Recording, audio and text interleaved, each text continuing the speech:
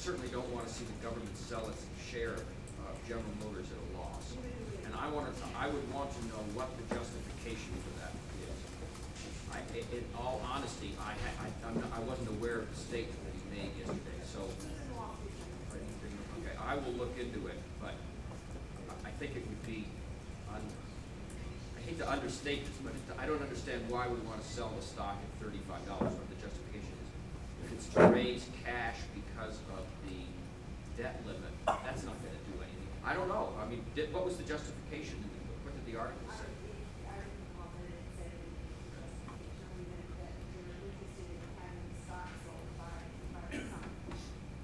Well, I would have opposed the bailout on that company to begin with. And by the way, so we remain bipartisan here, it was President George W. Bush that initiated that bailout at the very end of his administration.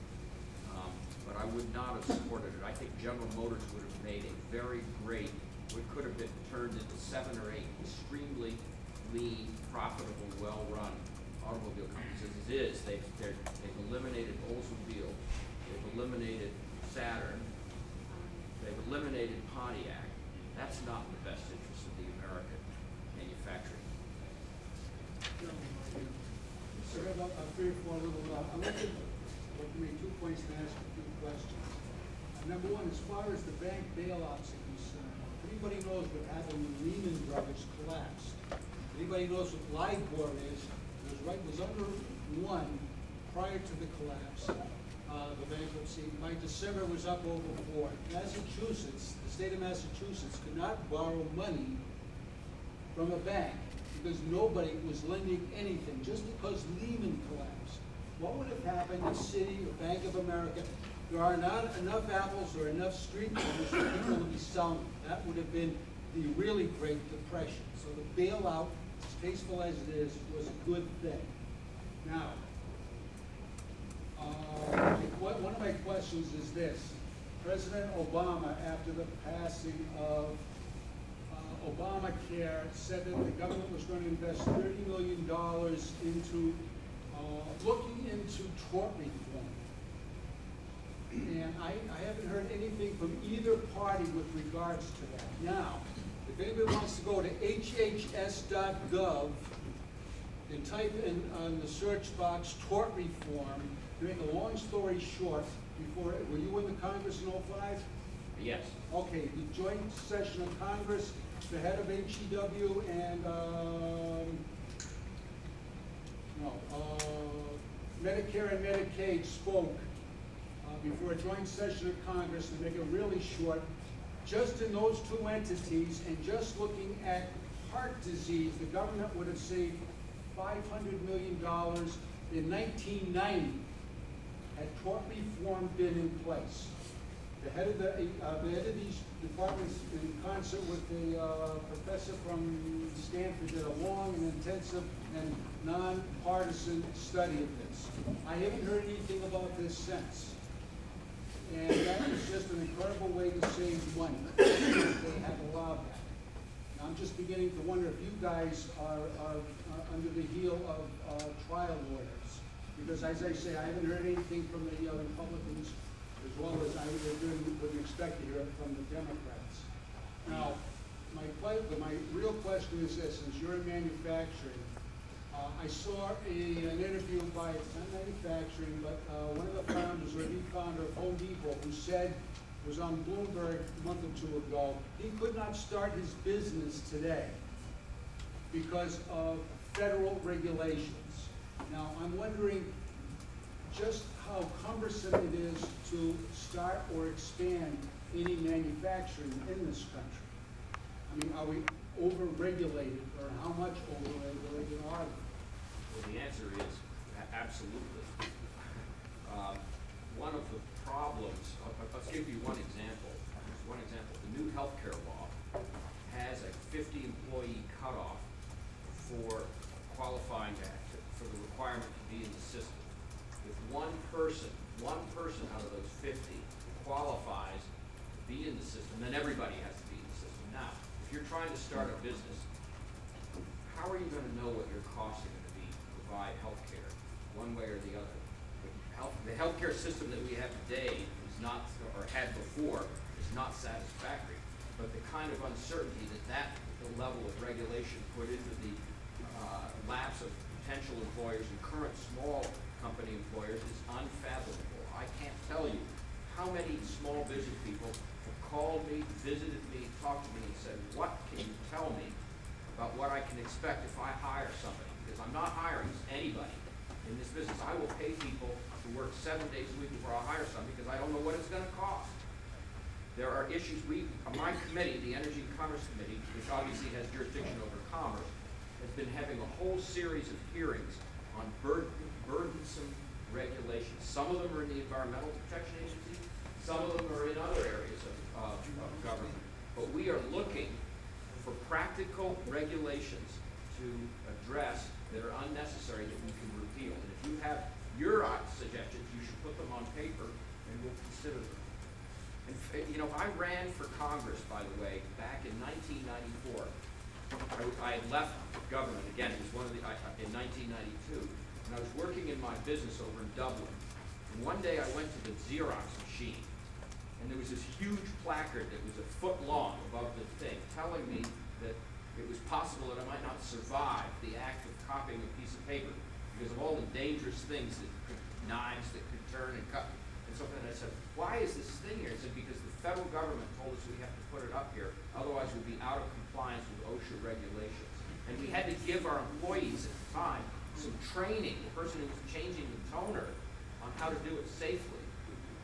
And we are competing in a global economy, and we can't have this kind of thing unless it's really necessary.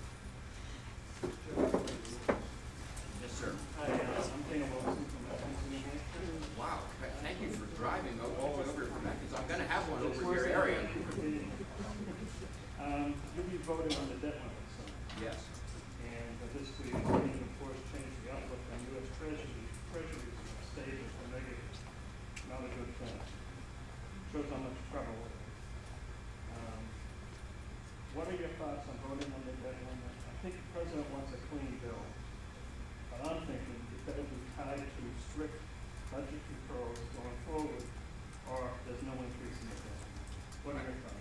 I agree with you. You answered my question exactly as I would say it. Can we, would it be outrageous to take a poll on this crowd? Does anybody mind?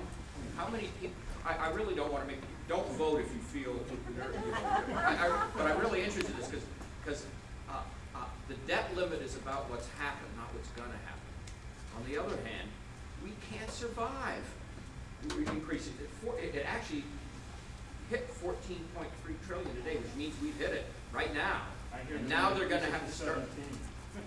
And interestingly enough, I believe on Friday of last week, the debt went up by almost $40 billion in one day. One day, which was all the money we saved in the continuing resolution. Right, and yeah. Can I ask you a question? Of course you can. This is what confuses me. When Bush took over, Clinton had budget surpluses as far as the eye could see, and Bush thought it was necessary to reduce taxes. And since that time, we've had budget deficits. In fact, Cheney, Vice President Cheney, is known to have said repeatedly that the deficit is not important. And all of a sudden, when Obama's in here, all of a sudden there's all this hue and cry about deficit. Okay. Firstly, I was in Congress during that period of time. When I started out on the Budget Committee, I was there for 8 years. The Clinton administration submitted a budget with deficits as far as the eye could see. Big deficits. Big deficits. Including in those deficits, this was 1996. What happened in 2000? Not 2000, earlier than that. 1995 was my first budget year. By 1997, we began to go into surplus. But it was a completely different budget from the budget that the Clinton administration had submitted in January of 1995. And so I would suggest, with all due respect, that the surpluses which were created for 4 successive years, totaling about $500 billion, were at the very least a joint venture between the Republican-controlled Congress and the Democrat who was president, at the very least, because Bill Clinton never presented a budget to Congress that had a surplus until we created the surplus. Regardless, by the time Bush came in. Now, what happened on September 11, 2001? How much money did we spend between 2000, on Tuesday, September 10th, 2001, I was on the Budget Committee, and I had a meeting in the Speaker's office. I remember, you know, it's like the day Kennedy was assassin, and the issue was, we cannot have a $155 billion surplus because that would be cutting into Social Security. It's got to be $160 billion. That was Tuesday, September 10th, 2001. Now, George Bush had been president for a year and a half. There was weakness in the economy then, you may recall. The market was starting to drop. And we were concerned, as were the Democrats, that we were facing a recession. Nobody could have predicted what happened the next morning. That isn't to say that that's the reason why the total reason why we're here today. The Republicans and the Democrats spent much more money than they should have in the mid-2000s. And I won't go into the details there because I was there and I can discuss it. But to characterize the Clinton administration as being the sole author of all the surpluses, and the Bush administration, which, by the way, the Bush tax cuts, 70% of the Bush tax cuts went to people making less than $75,000 a year. Now you say, how can that be? Elimination of the lowest tax bracket completely. The family tax credit and the marriage penalty deduction. 2 of those were means tested, so they didn't benefit the rich. And another little thing to remember when you talk about taxes, 50% of American taxpayers pay 2.7% of the total tax liability in this country. 70% of the tax liability is paid by 10% of taxpayers, and 86% is paid by 25% of taxpayers. We have a very, very progressive tax system in America. What we have is the reason why they pay that much, because that's for most of the wealth. What's happened in the 90s and 2000s, it's like what this gentleman has said here, the middle class has been decimated while all the wealth has gone up to the upper classes because they have money in stocks. The stocks are doing well, the corporations are doing well, the people that work for the corporations, they saw the jobs going into time. So there's been All right, let's get back. Do you want to take a poll on the debt limit? All those in favor of increasing the debt limit without strings attached, raise your hand. All those in favor of raising the debt limit with significant a significant regime to control the growth of government. Can you repeat that, please? Well, it's hard. Who asked the question? Why don't you pose the question? Did you ask me the Oh, question? yes, yes. Here, Yes, what I wrote down was, you drove all the way from Atkinson. You ought to be able to speak twice. we shouldn't vote on the debt unless there are agreements which include strict spending controls going forward that are included in the increase in the debt limit. No debt limit without spending control.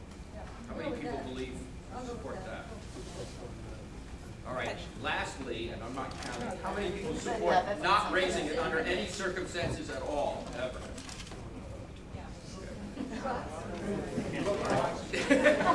Now, I wanted to say one other thing before I forget. On the 4th of May, where's Matt Haggard? When is my telethon? Is it Tuesday or Wednesday night, 4th or 5th of May? The 5th is a Thursday. Okay, so I'm having it on the 4th. Just be advised, I'm having every other week, or at least once a month, I'm having a telephone town meeting. These are not your boring, nasty stuff that you get. I'm calling on anybody who calls, no screening of the calls, and I'm doing polls every 15 minutes for 1 hour on issues, and then I'm telling what they are. So I hope all of you will call in and express your views.